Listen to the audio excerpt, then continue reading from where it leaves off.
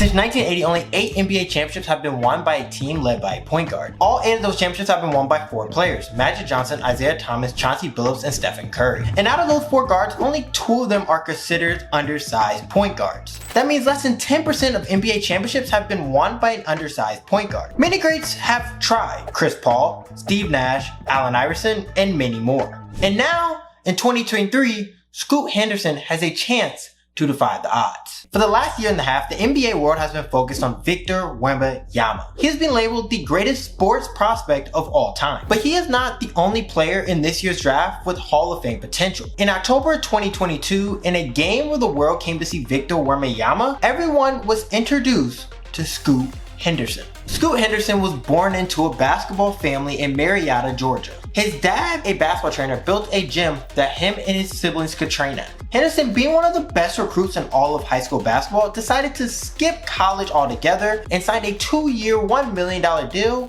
with G League Ignite. Although only being 6'2", Scoot plays well above the rim thanks to his 6'9" wingspan, unbelievable athleticism, and some of the biggest hands the NBA has ever seen. This has helped propel him to be selected by the Portland Trail Blazers in the 3rd overall pick in the 2023 draft. When you look at Scoot Henderson's scouting report, you will notice a player with a great sense for the game and a guy who always plays at his pace. No matter if that's making the right pass, pulling up from the mid-range, or changing speed leading to a monster dunk, Scoot Henderson has a chance to be the best player in the entire draft when it's all said and done. Now, I hate to be that guy. I truly hate to be that guy, but we have to do some NBA comparisons. When I look at Scoot Henderson, everyone wants to immediately go to Russell Westbrook, John Wall, Derrick Rose. Even though he does show flashes of them, I think he takes a little bit from all of their games. First, let's look at Derrick Rose. If you look at Derrick Rose, I think Scoot and him both have great transition games, and they also have an amazing change of pace.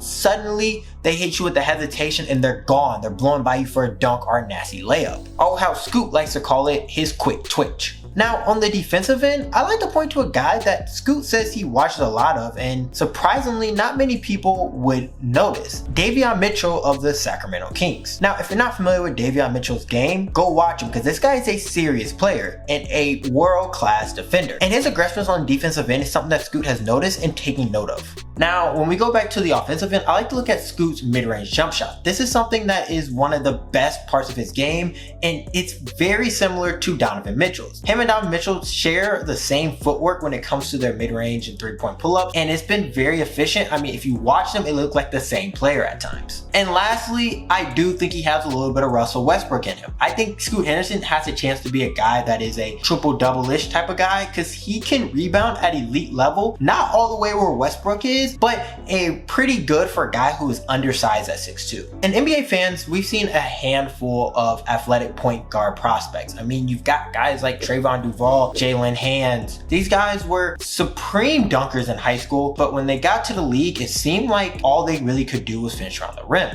and their game never really advanced. And that's where I think Scoot Henderson is actually different. I like to point to a thing that separates him from all the other players in his class, and that's his mindset. Scoot lives by a slogan, ODD, which stands for overly determined to dominate. This isn't just a slogan that he uses on the basketball court, this is how he lives his entire life.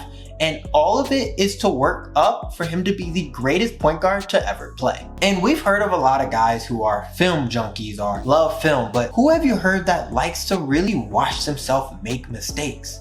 Well, that's what Scoot does. When people start to give into fame, that's when they start not focusing on the main thing, and that grinding and being the best player you could possibly be. I try never to forget the main goal. This drive to become the best is why Scoot Henderson is already catching eyes of many great point guards, including one of the greatest to ever play, Stephen Curry. Stephen Curry is arguably one of the hardest working players in the entire NBA. Being at 6'3", he has made himself a Hall of Fame point guard, a 4-time NBA champion, and honestly the greatest shooter of all time. Curry has took such a liking to Scoot that he has opened up his entire network for him. That includes his basketball trainer, his strength and conditioning coach, and even personal one-on-one training with Curry himself. With Steph Curry in his corner, Scoot Henderson has a chance to accomplish something that many point guards have never done: winning an NBA championship while being the best player on their team. Something that only Isaiah Thomas, Steph Curry, Magic Johnson, and Chauncey Billups have done.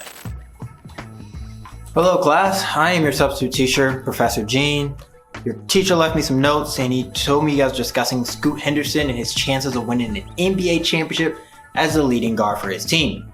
Well, here to break some news to you. Scoot, you don't have a very high possibility, and I'm gonna show you why. So first off, let me show you two graphs that I brought you. Our first graph will show you every starting point guard that has won an NBA championship since the 1980s. All the way to recent day where we have Jamal Murray, who had just recently won in 2023. Now, as you will notice, some of these names are not big name players. For instance, when Michael Jordan won his rings, you see guys like John Paxson or PJ Armstrong. Not really guys that you are familiar with hearing about. Now, on this next screen, you will see all the players that actually led their team to an NBA championship as a starting point guard. As you'll notice, it's only 5 guys here. You have Magic Johnson, you have Isaiah Thomas, you have Chauncey Billups, you have LeBron James, and you have Stephen Curry. As you can see, there's 2 guys that are kind of an outlier here. Magic Johnson and LeBron James. First off, LeBron was technically a point guard in 2020 when he was a starting point guard for the Los Angeles Lakers, but as we all know, he's really not a point guard, so let's just take him off the list. And when we're talking about Scoot Henderson, we all know he's an undersized guard.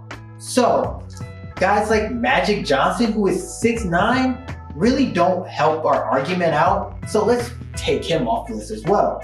And as you can see, there's really only 3 guys who have won an NBA championship while being the best player and being the team's point guard, being undersized. That would be Chauncey Billups, Isaiah Thomas, and Stephen Curry.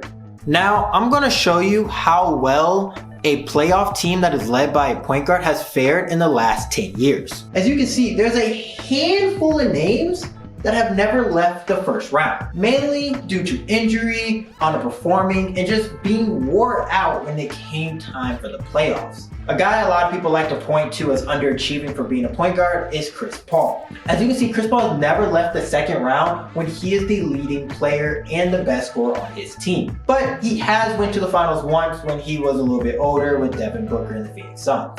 You can also notice that only 4 guys have ever made a conference finals as being the best player on their team as a point guard. That would be Stephen Curry, Luka Doncic, Kyrie Irving, and Trae Young. Now, to be fair, Kyrie Irving was injured during this playoff run, so this was more so Jason Tatum and Jaylen Brown. So let's just take him off this list altogether. And you can see there's only 3 guys who have actually done it. Trae Young, Luka Doncic, and Stephen Curry. The rest of these guys barely make it out the first round. And Curry is the only one who has found success as the top player to get to the NBA Finals and actually win a championship twice in his career. So this gets us back to Scoot Henderson. Now Scoot, as we all know, is being trained by Stephen Curry, but he has an uphill battle when he gets into the league. His percentage of raising an NBA trophy while being the best player and even winning a Finals MVP if he gets that far is less than 10%. So I ask you guys, take your notes out and let me know, do you believe that Scoot Henderson will be the next great point guard to lead his team to an NBA championship? Well, I hope you paid attention in class and were taking notes because Substitute Gene was spot on. Winning an NBA championship, being the best player as a point guard, is extremely hard, almost impossible. Now, why is that, you might ask? Well, simply put, an NBA point guard is the most overworked position in the entire league. For 82 games, you are asking this guy to bring the ball up the court, set up his teammates, make the right play, be the floor general on defense, and to add on, if he's your best player, you want him to shoot 20 to 25 shots a night.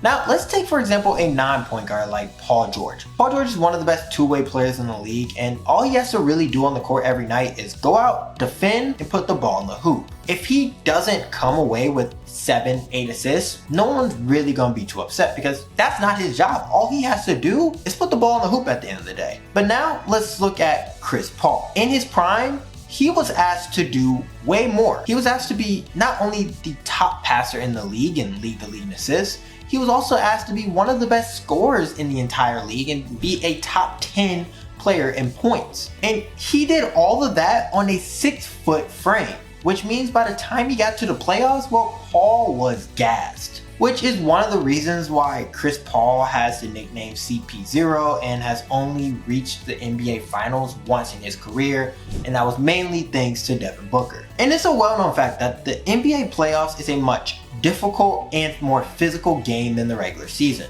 Rotations tend to shorten, defensive tactics begin to strengthen, and refs let players play on more. In result, a small point guard like Chris Paul will become exhausted or come down with an injury later in rounds because they're doing a lot on their body, and they will not be the same player you saw in round 1 when they get to the conference finals. And this is also why it seems like every single year that a star point guard usually comes down with some type of injury. It's not a coincidence. These guys are extremely overworked, and playoffs are hard basketball. They're going to get hurt if you keep pushing them the way they do. If you look at the chart again that Professor Gene provided, you will notice that most of the point guards that are starters for these championship teams are not super talented guys. And if they are more so in a system instead of having a system built around them. Which brings us back to the title of this video. Scoot Henderson. Scoot is already fighting an uphill battle despite how talented he is. It is almost impossible that he even has a chance at winning an NBA championship as the main guy. But luckily for him, he might not have to be the main guy. We have seen teams that have great duos in their point guard and shooting guard positions and win NBA championships. Scoot Henderson was drafted to the Portland Trail Blazers, which gives him the opportunity to play alongside NBA great Damian Lillard. And as I say that, watch Damian Lillard get traded by the time I actually post this video, and what I just said is irrelevant and Scoot has to be the main guy. But we're gonna go on and say Damian Lillard's on the team and it's him and Scoot. Scoot has a chance to be 1B to Damian's 1A. Two elite point guards that could quickly become one of the best backcourts in the entire NBA. Also, not to mention that they have a guy named Anthony Simons who can come in and take some of the relief off of Scoot and Damian. But only time will tell if Scoot Henderson will ever have a time in his career where he is the best player on his team, and if he can follow in the footsteps of his mentor Stephen Curry and be one of the only point guards to be the main guy on their team and win an NBA championship. Now, just to be clear, I'm actually a huge Scoot Henderson fan. I think that he has a chance to be the best player in this whole draft. I know everyone's Victor Wembanyama.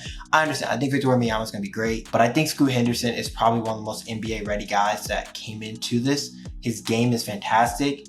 You notice I didn't mention injury. Doesn't really have a lot of injury past. He's also built like a football player, so like I don't really see him having as many injuries problems as other athletic guys. Let me knock on wood because I hope he remains healthy. But I think Scoot is a player that reminds me a little bit of how De'Aaron Fox. He has athleticism, but he doesn't rely on it to be great. And I think anytime you have a point guard like that, that makes him just that much more special. And plus, he's already a great playmaker, and a lot of these athletic guards aren't great playmakers when they come into the league. So I think Scoot already has an advantage on the other guys that have came before him. But yeah, let me know in the comments what you guys think of Scoot Henderson. And also let me know, who did your team draft, and if you're excited about who they had and the future of your team.